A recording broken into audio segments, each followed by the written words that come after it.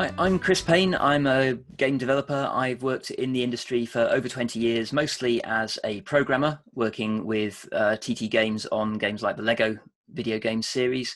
And over the last 4 years, I've been running my own indie studio and working on my own projects and wearing a lot more hats.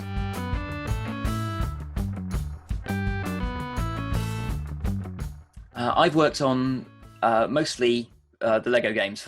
I worked for 15 years at TT Games, and during that time, we developed the Lego games from quite an experimental new idea, because the idea of not penalising the player for failure was quite new and fresh, and we thought it was a bit of a risk when the first Lego game was being developed.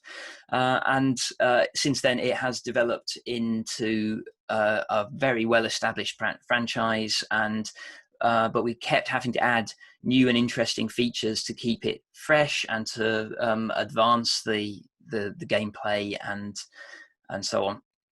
So I spent a lot of time working on those. I worked as part of the game mechanics team, so we were working on making sure that any game mechanics that were reusable, that became part of the stable of tools that are available to the player, they would all have to be sort of very highly polished and designed so that they worked well with all the other existing mechanics. So everything that you did, whether it was just from punching to shooting to solving a puzzle, throwing Captain America's shield at a switch, all of those things were common mechanics that were reused in different ways. And sometimes a mechanic would be reskinned for a different character to suit them, and reuse that familiar mechanic in a fresh way.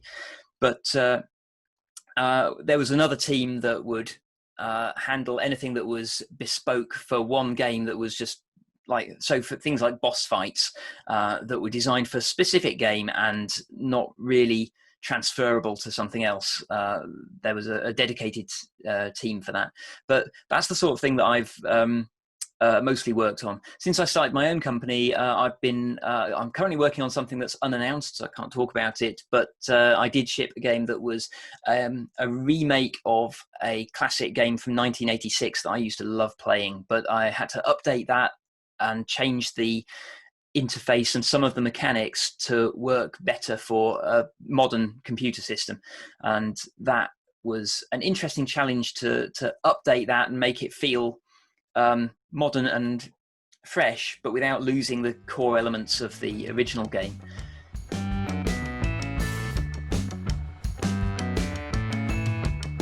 So game mechanic is basically a tool that is available to the player.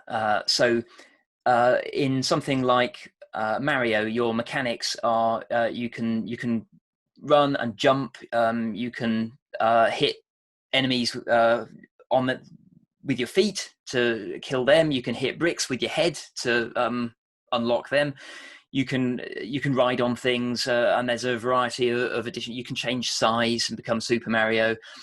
All of those different things are separate mechanics, and different games have different ones. So some games, the mechanics will be more focused on traversing an environment and using a grappling hook to get up places, and like climbing, wall jumping, stuff like that.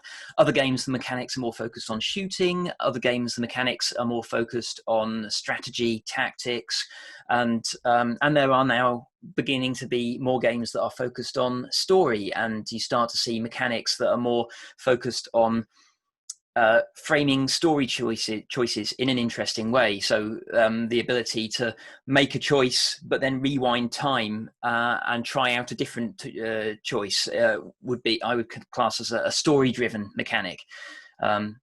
Particularly in the context of, it's been done before in games where you could, if you die, you could rewind time and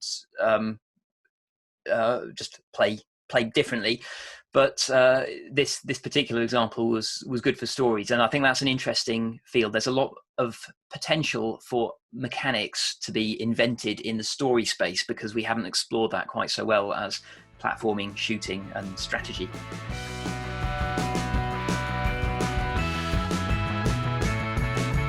I think that very much depends on the sort of game that you're making. If the focus of the game is the experience of moving around a space, exploring it, and so on, then generally those mechanics will come first, and then a story that supports those mechanics will get figured out. If the game is an adaptation of an existing IP, or it's about delivering a story in a particular way, then the story will come first, and the mechanics will be designed to deliver those story beats in the most effective way. So there's examples of both. It depends on what you're trying to accomplish, really.